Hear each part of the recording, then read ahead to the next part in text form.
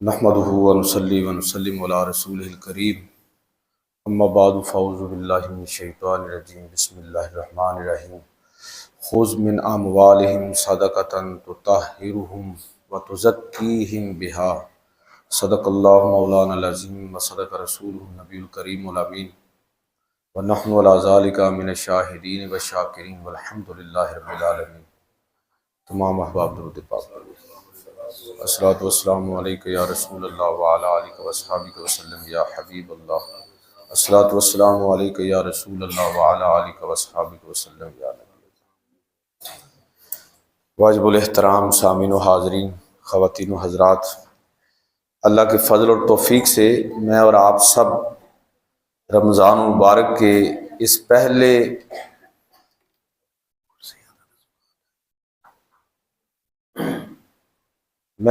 ہم سب رمضان المبارک کے اس پہلے جمعہ میں حاضر ہیں۔ آج کا جو موضوع ہے، ویسے یہ کوئی شرعی مسئلہ تو نہیں ہے کہ رمضان میں زکوٰۃ ادا کی جائے، جب سال پورا ہو جائے تو زکوٰۃ ادا کرنا لازم ہے۔ اللہ تعالیٰ کا حکم ہے خذ من اموالہم صدقۃ تطہرہم وتزکیہم بہا، کہ جب سال پورا ہونے کے بعد ہی یہ حکم ہے جو میں نے آپ کے سامنے تلاوت کیا۔ لیکن عام طور پر ہمارے ہاں رمضان ہی ایک ایسی تاریخ یا ایسا مہینہ بن گیا ہے، اور کوئی غلط بھی نہیں ہے کہ اگر رمضان ہی آپ زکوٰۃ دیتے ہیں تو تب بھی درست ہے۔ تو اسی مناسبت سے آج کا جو خطبہ جمعہ ہے وہ سارے کا سارا اسی موضوع پر ہوگا کہ یعنی جو زکوٰۃ کی فرضیت ہے، یہ تو ہر اعتبار سے قرآن پاک نے ایک دفعہ قرآن میں آ جائے تو فرضیت ثابت ہوگی، لیکن یہ بار بار یہ حکم آیا اقیموا الصلاۃ وآتوا الزکاۃ، اور اس کے علاوہ دیگر آیات سے قرآن مجید کے اندر جو زکوٰۃ کی فرضیت ہے وہ تو بے شمار دفعہ آئی ہے۔ لیکن اس کے جو احکام اور مسائل ہیں، اس حوالے سے بعض چیزیں ایسی ہیں کہ جن کو قرآن مجید نے مختلف جگہ پر ذکر کیا، اور بہت ساری چیزیں ایسی ہیں، مسائل جو حدیثوں کے اندر بیان ہوئے، اور فقہا نے وہ مسائل وہ احکام اخذ کر کے ہماری رہنمائی کی۔ آج کا موضوع جو ہے وہ اسی مناسبت سے چند باتیں آپ کی خدمت میں عرض کروں گا کہ زکوٰۃ کے معاملے میں 5 چیزیں ہیں جس کا علم ہر مسلمان کو ہونا چاہیے، یعنی دین کا ایک وہ حصہ ہے جس کو ہم ضروریات دین کہتے ہیں۔ یعنی ضروریات دین کا مطلب یہ ہے کہ کوئی بھی شخص ان کے علم کے بغیر ادھورا، علم کے اعتبار سے ادھورا مسلمان شمار ہوگا۔ تو ضروریات دین میں سے ایک پہلو یہ بھی ہے کہ میں اور آپ ہم سب اس چیز کو اچھی طرح جان لیں کہ زکوٰۃ کے ضروری احکام اور مسائل کیا ہیں۔ 5 چیزیں ہیں جن کا میں انشاءاللہ اختصار کے ساتھ تذکرہ کروں گا۔ زکوٰۃ کے لیے اور اس کے مسائل اور احکام کو سمجھنے کے لیے جو پہلی چیز جس کا جاننا ضروری ہے وہ یہ ہے کہ ہم یہ سمجھیں کہ زکوٰۃ کس پر فرض ہے۔ دوسری چیز یہ ہے کہ کن اموال پر زکوٰۃ فرض ہے۔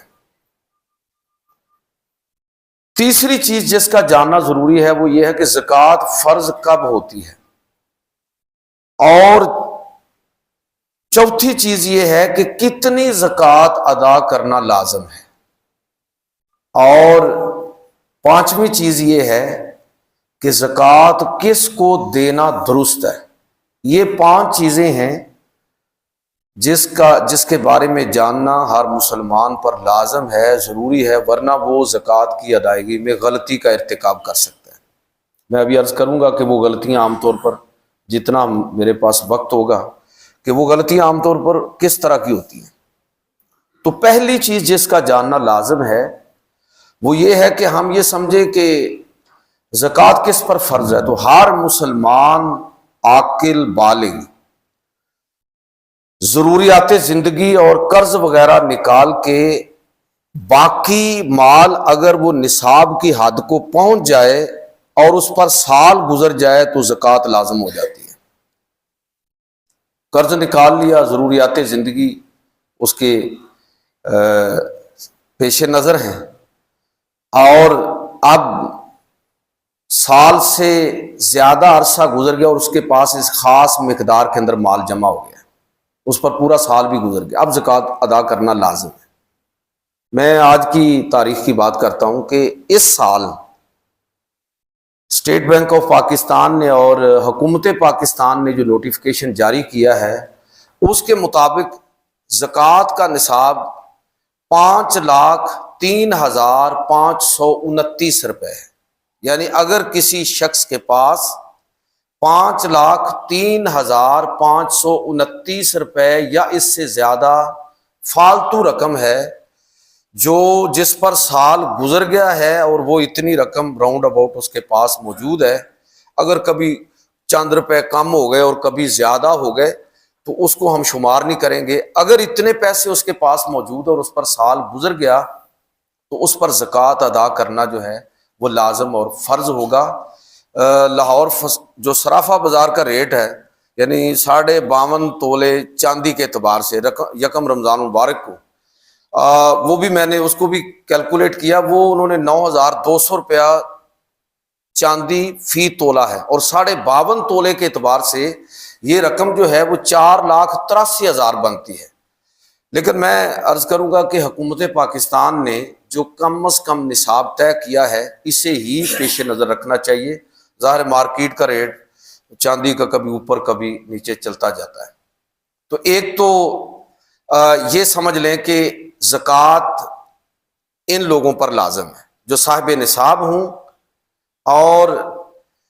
سال گزر چکا ہو، عاقل اور بالغ مسلمان، تو اس پر سال گزرنے کے بعد زکوٰۃ لازم ہے۔ اب اس میں بڑا اہم سوال یہ ہے کہ زکوٰۃ جو ہے وہ سونے کے اعتبار سے دی جائے یا چاندی کے اعتبار سے، لیکن اگر تو آپ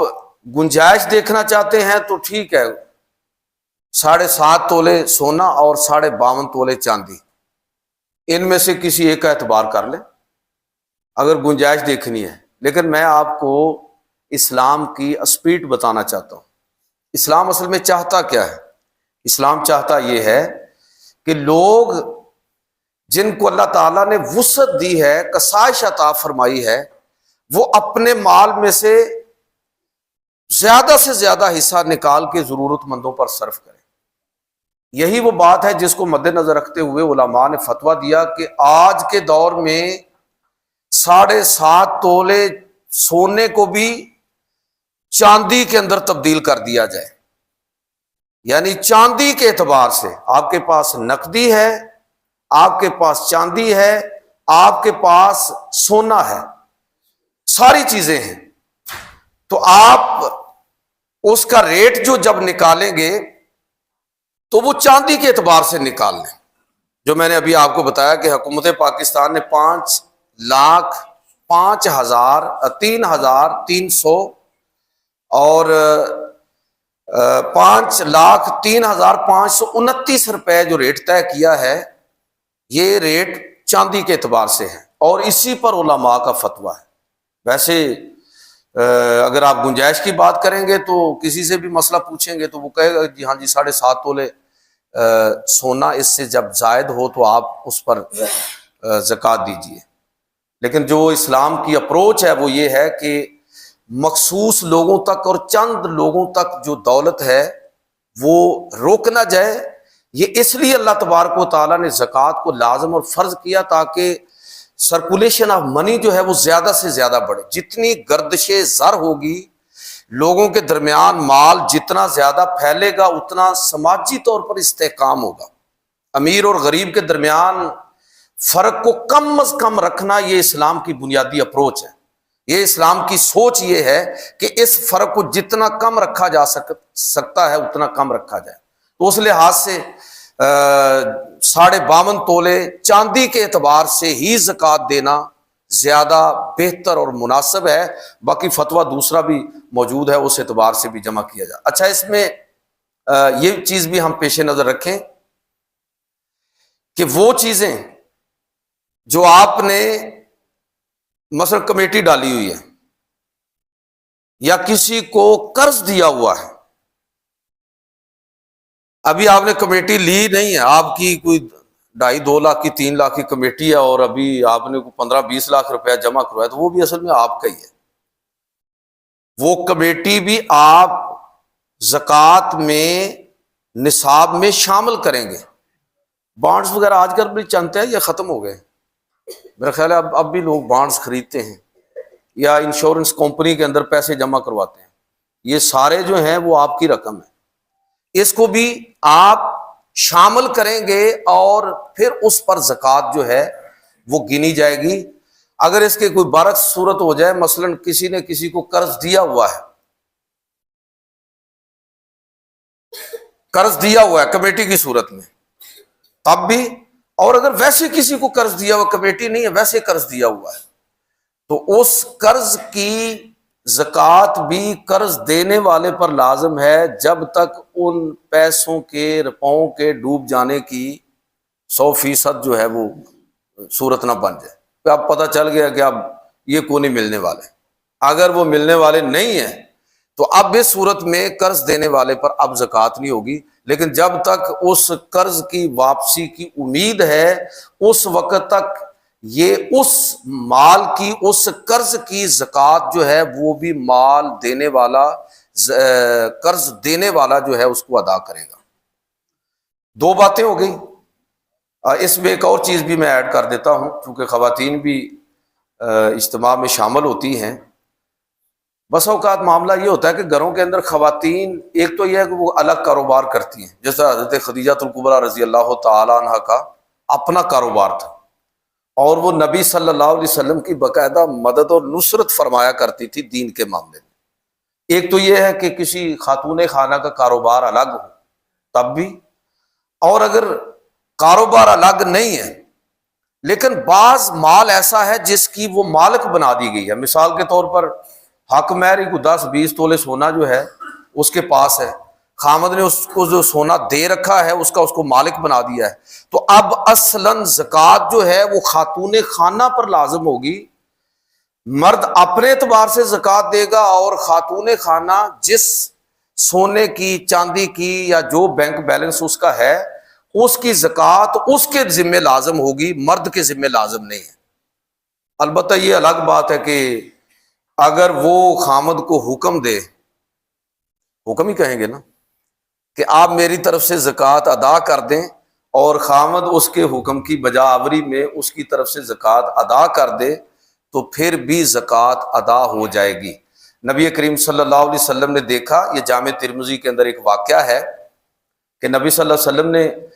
2 خواتین کو دیکھا کہ جنہوں نے سونے کے کنگن پہنے ہوئے تھے۔ آپ صلی اللہ علیہ وسلم فرمایا کہ کیا تم اس سونے کی زکوٰۃ ادا کرتی ہو؟ عرض کیا یا رسول اللہ نہیں۔ تو فرمایا کہ کیا تم یہ پسند کرتی ہو کہ اللہ تعالیٰ تمہیں آگ کے کنگن پہنا دے؟ عرض کیا اللہ کے رسول نہیں۔ تو آپ نے فرمایا پھر آئندہ سے یہ جو سونے کے کنگن تم نے پہن رکھے ہیں ان کی زکوٰۃ ادا کرنا تم پر لازم ہے۔ لو جی، پہلی بات کہ زکوٰۃ کس پر لازم ہے۔ دوسری چیز کہ وہ اموال جن پر زکوٰۃ ادا کرنا لازم ہے، ایک تو میں نے عرض کیا سونا چاندی 52.5 تولے چاندی اور 7.5 تولے سونا، اور اس میں نے عرض کر دیا کہ فتویٰ کس پر ہے کہ چاندی کے اعتبار سے ہی آج کے دور میں زکوٰۃ ادا کی جائے گی، چونکہ اتنا بڑا فرق آ گیا ہے سونے اور چاندی کی قیمت میں کہ علماء نے چاندی کی قیمت کو ہی کنسیڈر کیا، اور آج کے دور میں حکومت پاکستان جو زکوٰۃ کا نصاب مقرر کرتی ہے، جس طرح میں نے شروع میں عرض بھی کیا، تو وہ بھی چاندی کے اعتبار سے کرتی ہے۔ دوسری چیز جس پر، یعنی سونے چاندی کے علاوہ، وہ مال جو تجارت کی نیت سے خریدا گیا ہو، تجارت کی نیت سے خریدا گیا ہو، اس پر بھی زکوٰۃ ادا کرنا سال گزرنے کے بعد لازم ہے۔ مثال کے طور پر کوئی چیز ہو سکتی ہے جو سادہ سمجھنے کے لیے کہ پلاٹ ہی خرید رکھا ہے مثال کے طور پر کہ آگے فروخت کرنا ہے، لیکن گاہک لگ نہیں رہا، سال سے زیادہ گزر گیا، تو اب اس کی جو خریدتے وقت نہیں بلکہ اب اس وقت جو اس کی مارکیٹ ویلیو ہوگی اس کے مطابق جو ہے وہ مال، وہ پراپرٹی یا جو بھی چیز ہے اس کی قیمت لگا کے اس کی ضروری ہے کہ اس کی زکوٰۃ ادا کی جائے۔ لیکن اس میں ایک صورت مستثنا بھی ہے کہ اگر آپ کے پاس مال تو ہے، مثلا سونا ہے بینک کے اندر گروی رکھا ہوا ہے، وہ حالات ایسے بنے ہیں کہ گروی رکھنا پڑ گیا ہے، یا کسی فرد کے پاس، آج کے دور میں لوگ بینک میں زیادہ رکھتے ہیں لیکن کسی فرد کے پاس رکھا ہوا اور اس سے قرض لیا ہوا ہے، تو جو مال آپ نے گروی رکھا ہوا ہے، یعنی سونا ہے، چاندی ہے، یا کوئی چیز ہو سکتی ہے، تو وہ بھی زکوٰۃ سے مستثنا ہوگی، یعنی اس میں بھی زکوٰۃ لازم نہیں ہوگی۔ دو باتیں میں نے آپ کی خدمت میں عرض کر دی۔ تیسرا چیز جس کو جاننا میرے اور آپ کے ذمہ لازم ہے کہ زکوٰۃ فرض کب ہوتی ہے،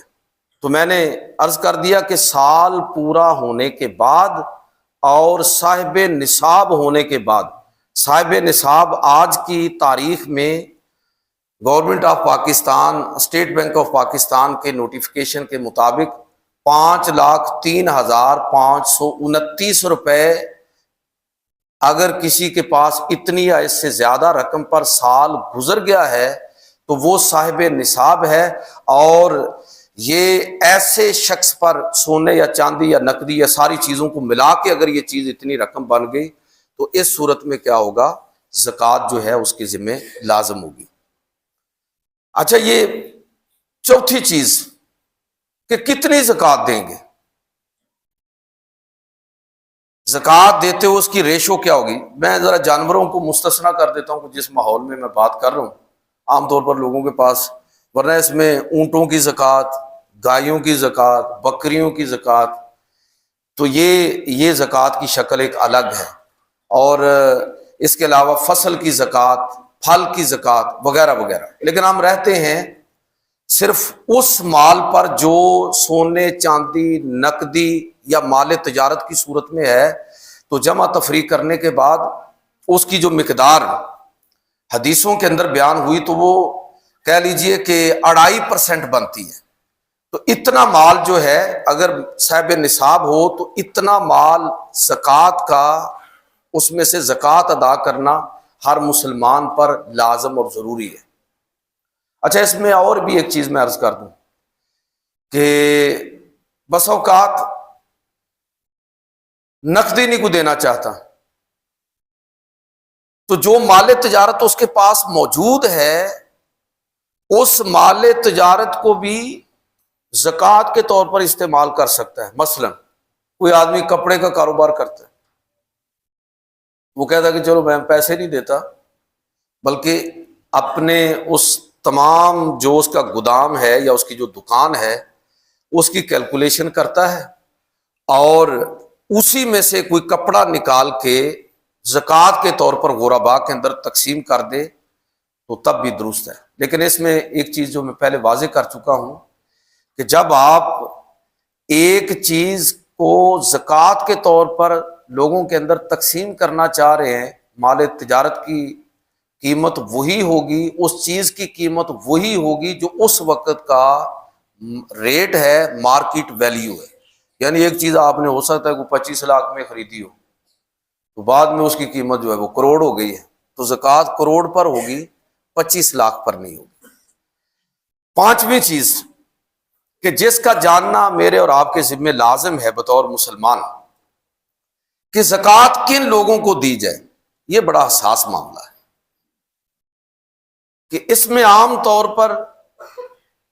لوگ اتنی توجہ نہیں کرتے۔ ایک تو زکوٰۃ کن لوگوں کو دینی ہے اور کس حساب سے دینی ہے۔ حساب تو میں نے عرض کر دیا، باقاعدہ حساب کر کے دینی ہے، اپنا پورا رجسٹر بنائیں گھر کے اندر، اس کے اندر لکھیں کہ اس سال میں آپ کی آمدن کیا رہی ہے،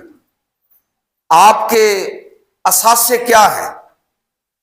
ان کی قیمت لگائیں۔ آپ کے ذمے قرض کتنا ہے اس کی کیلکولیشن کریں پورا. یعنی یہ بھی زکوٰۃ دینے کا کوئی طریقہ نہیں ہے کہ بس آپ بانٹتے چلے جائیں اور بغیر کسی حساب کے. وہ نفل صدقے کے بارے میں ہے، نفل صدقے کے بارے میں ہے کہ وہ آپ گننے کی کوشش نہ کریں. نبی کریم صلی اللہ علیہ وسلم کی ایک حدیث ہے، ام المومنین میں سے کسی زوجہ محترمہ کو آپ صلی اللہ غالباً ام سلمہ رضی اللہ تعالی عنہ کو نبی صلی اللہ علیہ وسلم نے ایک موقع پر یہ فرمایا، جب وہ اللہ کی راہ میں کچھ دے رہی تھی تو آپ نے فرمایا کہ آپ اللہ کی راہ میں گن کر نہ دیا کریں ورنہ اللہ تعالیٰ بھی اجر و ثواب جو ہے نا وہ گن کے ہی دے گا. تو آپ دیتے رہیں. لیکن یہ جو زکوٰۃ کی بات میں کر رہا ہوں تو یہ باقاعدہ کیلکولیشن کریں، آپ کے اثاثے کتنے ہیں، آپ کی آمدن کتنی ہے، آپ کی اس سال کی کمائی کیا ہوئی ہے، اس میں سے قرض کو مائنس کرنے کے بعد باقی جو رقم ہے سونے کی صورت میں، چاندی کی صورت میں، نقدی کی صورت میں، کسی بھی صورت میں، اس کو باقاعدہ آپ کیلکولیٹ کر کے اس کی زکوٰۃ گن کے زکوٰۃ الگ کریں اور اس کو اللہ کی راہ میں خرچ کریں. اور خرچ کن پر کریں؟ یہ سورہ توبہ کی آیت نمبر 60، یہ ذرا آیت سماعت فرمائیں. اللہ رب العزت ارشاد فرماتا ہے کہ انما الصدقات للفقراء والمساکین والعاملین علیہا والمؤلفات قلوبہم وفی الرقاب والغارمین وفی سبیل اللہ وابن السبیل فریضۃ من اللہ واللہ علیم حکیم. اس آیت مقدسہ کے اندر اللہ رب العزت نے 8 مصارف زکوٰۃ کا ذکر فرمایا ہے. یعنی یہ ذکر فرمانے کا مطلب یہ ہے کہ آپ نے اسپیسیفک لوگوں کو دینی ہے زکوٰۃ. یہ ابھی سوشل میڈیا پر کسی نے کوئی بہت بڑا کوئی سیلیبریٹی تھا، ایک خاتون اور ایک مرد، اس نے ایک نا ایکسپیریمنٹ کیا، سوشل ایکسپیریمنٹ، یہ DH لاہور میں. اور پھر انہوں نے وہ پٹی وغیرہ باندھی ہوئی ہے اور خاتون نے پیچھے سے وہ ریڑھی پکڑی ہوئی ہے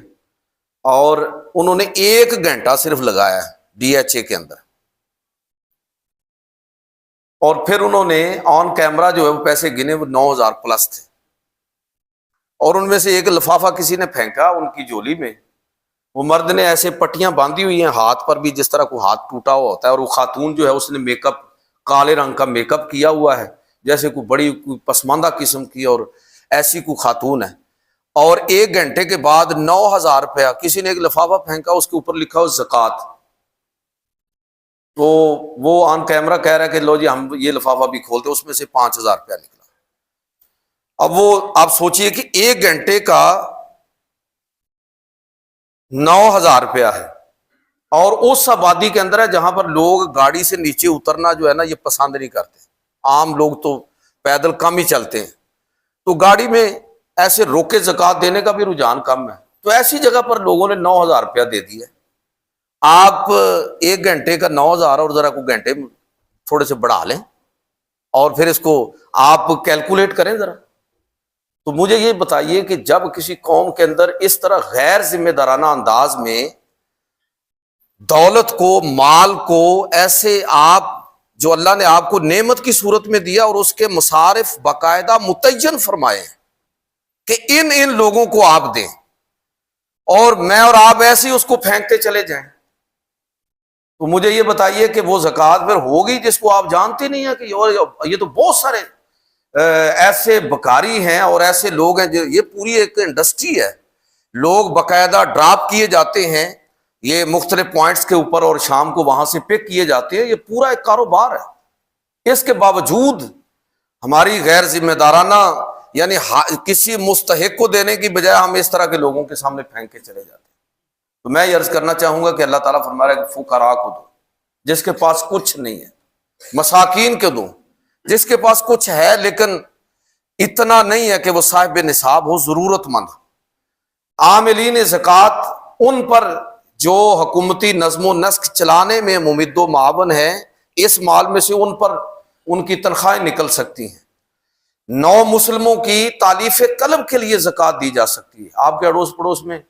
کوئی ایسا شخص ہے، آپ کے گھر میں کوئی غیر مسلم کام کرتا ہے اور آپ کو ایسے لگتا ہے، بلکہ لگنا ہی چاہیے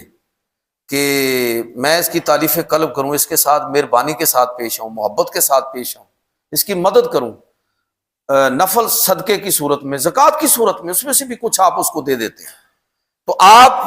خیر کی نیت کے ساتھ، تالیف قلب کی نیت کے ساتھ اس کو دیتے ہیں، تو یہ بھی زکوٰۃ کا مصرف ہے۔ اور یہ فرمایا کہ غلاموں کی آزادی آج کے دور میں تو نہیں ہے، آج کے دور میں کہہ لیجیے کہ پوری قوم ہی غلام ہے، تو اپنی قوم کو غلامی سے چھڑانے کے لیے کوئی آپ ایسا پروجیکٹ جو ہے اس کے اندر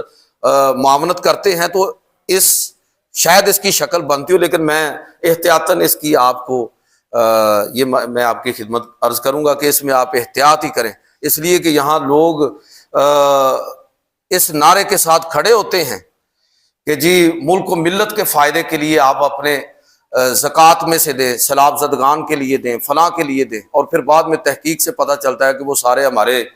حکومتی اہلکار اور سرکار ہی وہ سارے پیسے کھا گئی۔ تو آپ جس کو مناسب سمجھتے ہیں اور جس کے بارے میں آپ کی تسلی ہے، وہاں پر آپ اپنی زکوٰۃ دیں۔ اور پھر یہ کہ مقروض جو قرض جس کا اتر نہیں رہا، اس کو آپ زکوٰۃ دے سکتے ہیں۔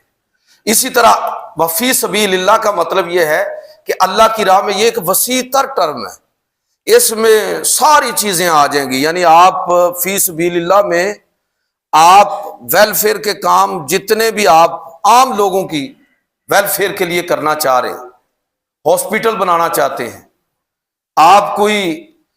لنگر خانہ قائم کرنا چاہتے ہیں، آپ کوئی لوگوں کی مدد کے لیے تعلیم کے حوالے سے کوئی فیس کا کوئی ایسا بینک بنا رہے ہیں کہ جہاں مستحق طلباء کی فیس کی ادائیگی کا آپ کو اہتمام کرنا چاہتے ہیں، وغیرہ وغیرہ، اس پر آپ سوچیں گے تو ایک نہیں 20 آپ کو ایسے مواقع نظر آئیں گے کہ جہاں فی سبیل اللہ کا لفظ جو ہے یہ بڑی کمپریہنسو ٹرم ہے، یعنی اللہ کی راہ میں اب جہاں جہاں آپ کو محسوس ہو کہ یہ اللہ کی راہ ہے، اللہ کی مخلوق یہاں سے فائدہ اٹھائے گی، تو اپنی زکوٰۃ کا مال آپ وہاں پر صرف کر سکتے ہیں۔ اسی طرح 8واں جو جگہ ہے وہ ہے مسافر کہ جب وہ ایسی کیفیت کے اندر ہو، آج کے دور میں بھی کوئی ایسی صورت ہو سکتی ہے، پرانے دور میں تو اس کے مواقع زیادہ تھے کہ کوئی ایسا شخص سفر کے اندر ہے اور وہ ضرورت مند بن گیا ہے، کوئی اس کے ساتھ ایسا معاملہ ہوا ہے، کاروبار تھا اس کے اندر نقصان ہو گیا ہے، چیز تھی کوئی لٹ گئی ہے، وغیرہ وغیرہ، تو اس پر بھی زکوٰۃ کے مال میں سے خرچ کیا جا سکتا ہے۔ یہ 8 مواقع ہیں جہاں پر ہمیں زکوٰۃ کے مال کو صرف کرنا چاہیے۔ میں تھوڑا زور دے کر آپ کی خدمت میں اس لیے عرض کر رہا ہوں کہ اس معاملے میں عام طور پر ہم زکوٰۃ دینے میں تو الحمدللہ دلچسپی رکھتے ہیں، لیکن کن کو دینی ہے اس میں احتیاط نہیں کرتے۔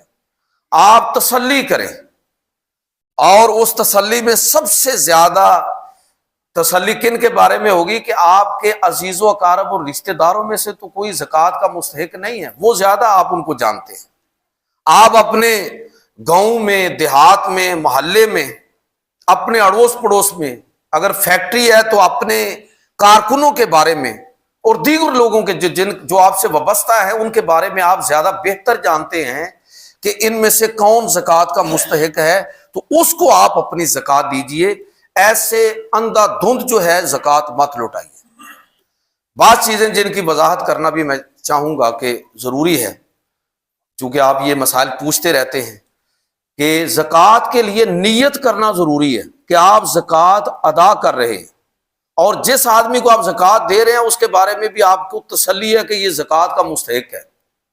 آپ بتانا ضروری نہیں ہے۔ بعض ہمارے ایسے دوست ہوتے ہیں، رشتہ دار ہوتے ہیں، بہن بھائی ہوتے ہیں کہ ویسے وہ زکوٰۃ کے مستحق ہوتے ہیں لیکن سفید پوشی ہے، تو کہتے نہیں ہیں، ان کو یہ مناسب نہیں لگتا۔ آپ سمجھتے ہیں کہ یہ زکوٰۃ کا مستحق ہے، آپ کی تحقیق پوری ہے اس کے بارے میں، تو آپ زکوٰۃ کی نیت میں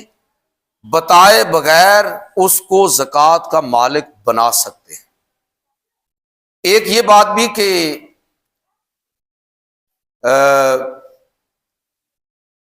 آپ نے کچھ چیز جو ہے نا خرید لی، کوئی پراپرٹی خریدی ہوئی ہے، ایک تو میں نے بتا دیا کہ اگر پراپرٹی بیچنے کی نیت سے خریدی ہے تو زکوٰۃ لازم ہے، لیکن آپ نے پراپرٹی خریدی ہے بیچنے کی نیت سے خریدی نہیں ہے،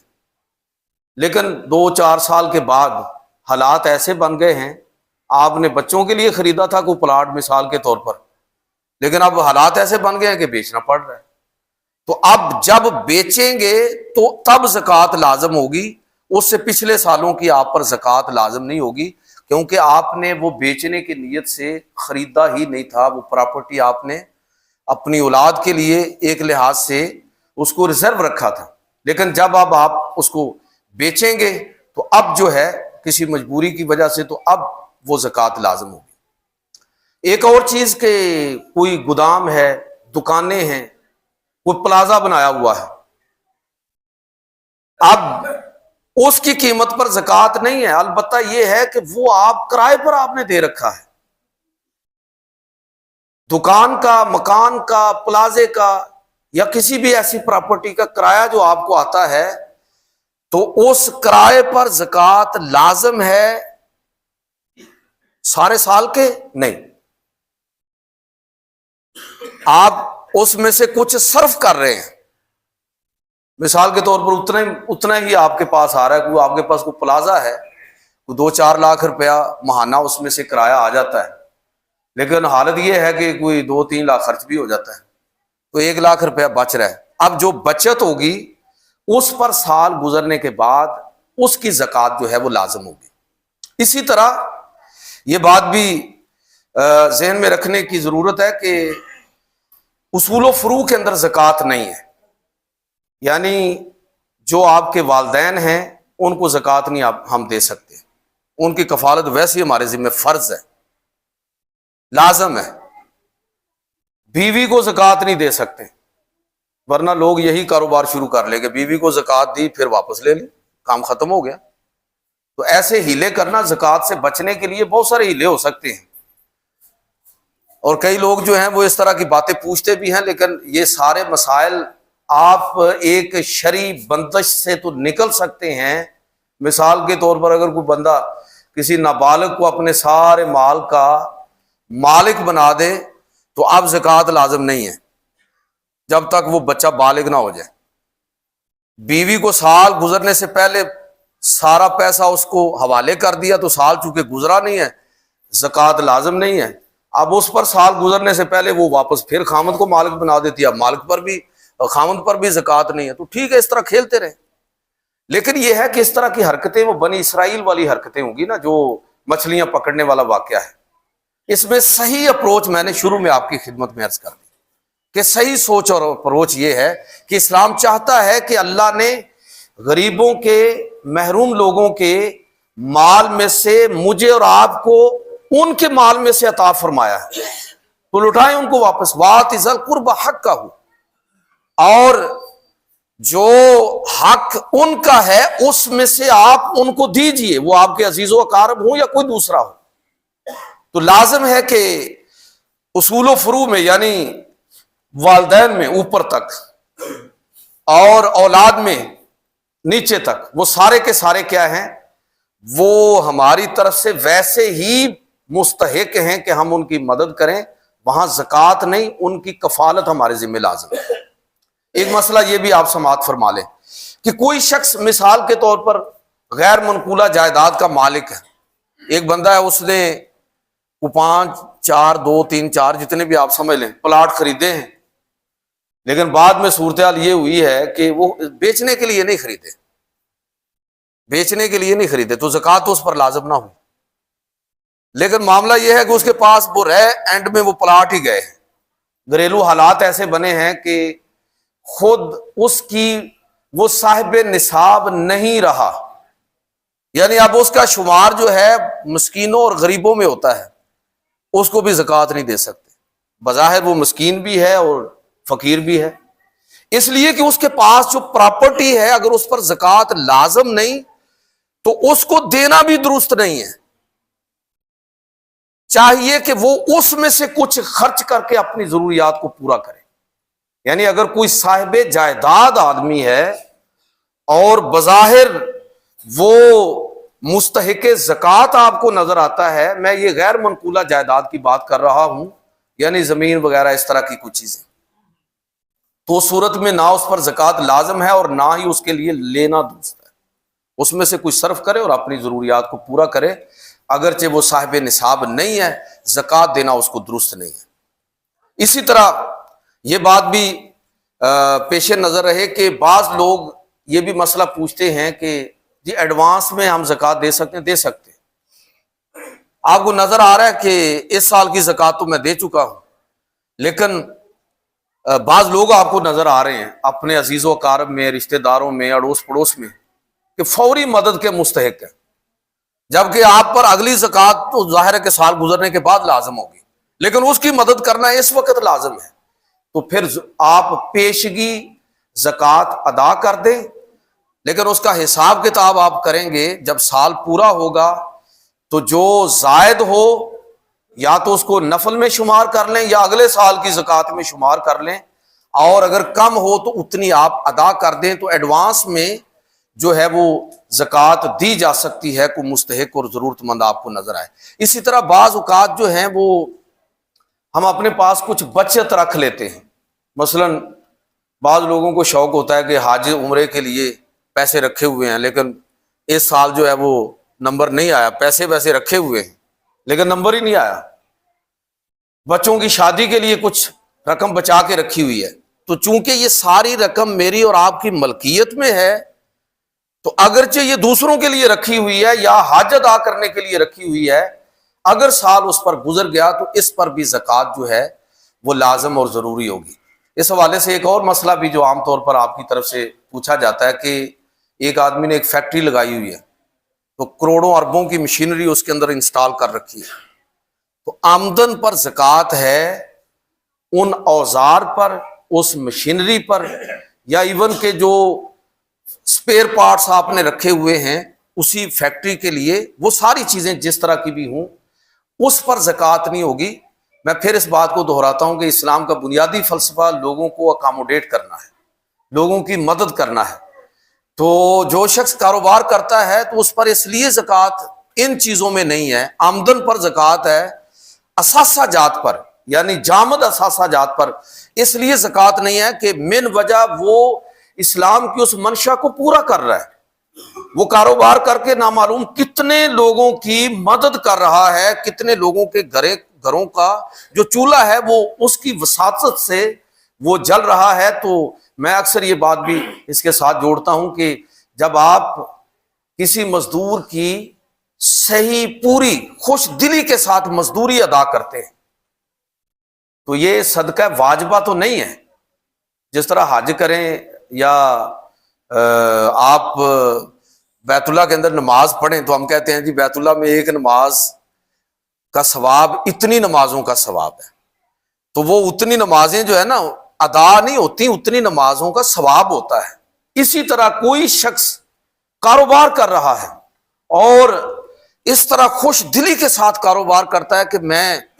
اپنی رقم انویسٹ کر کے، اس نے سود پر نہیں رقم دی ہوئی بلکہ کاروبار کے اندر ڈالی ہوئی ہے، تو جتنے لوگ اس کاروبار سے فائدہ اٹھائیں گے ان سب کے فوائد و ثمرات اس شخص کے نامہ اعمال میں بطور صدقہ لکھے جائیں گے۔ اس لیے خوش دلی کے ساتھ لوگوں کی مدد کرنی چاہیے، ان کی جو تنخواہ بنتی ہو، جو مزدوری بنتی ہو، اس سے بڑھ کر ان کو دینا چاہیے۔ اور میں اس پر بھی آپ کی خدمت میں اکثر عرض کیا کرتا ہوں کہ بجائے اس کے کہ میں اور آپ کسی ایسی جگہ پر ہوں، ہماری پوزیشن ایسی ہو کہ ہم نے ایک بندہ یا زیادہ لوگ اپنے گھر میں، اپنی زمینوں پر، اپنی فیکٹری کے اندر، اپنے کاروبار میں بطور ملازم رکھے ہوئے ہیں، تو ان کی تنخواہ تو بہت کم رکھی ہوئی ہے، لیکن ویسے ان کے اندر دیگیں تقسیم کرتے رہتے ہیں، ان کو حج اور عمرے کے لیے ٹکٹ جاری کرتے رہتے ہیں، ان کو کپڑے لے کر دیتے رہتے ہیں۔ تو مجھے ایسے لگتا ہے کہ اگر اس عمل سے آپ کو یہ محسوس ہو کہ یار کہیں اس کی عزت نفس پر کوئی حرف نہ آ رہا ہو، تو یہ ساری رقم بھی بہتر ہے تنخواہوں کے اندر ڈال دیں، تاکہ اس کی عزت نفس پر کمپرومائز کی کوئی شکل پیدا نہ ہو۔ آپ کے نامہ اعمال میں یہ حج اور عمرے لکھے جا رہے ہیں، آپ کے نامہ اعمال کے اندر یہ نفل صدقہ ہی لکھا جا رہا ہے. آپ اس چیز پر پورا اطمینان اور یقین رکھیں. اور اس حوالے سے بھی اور بھی بہت سارے مسائل ہیں، لیکن ابھی چونکہ وقت پورا ہوا، کوئی اور مسئلہ رہتا ہوا تو صبح انشاءاللہ جو فجر کا ہمارا درس ہے اس میں آپ سوال و جواب کی صورت میں آخری بات کر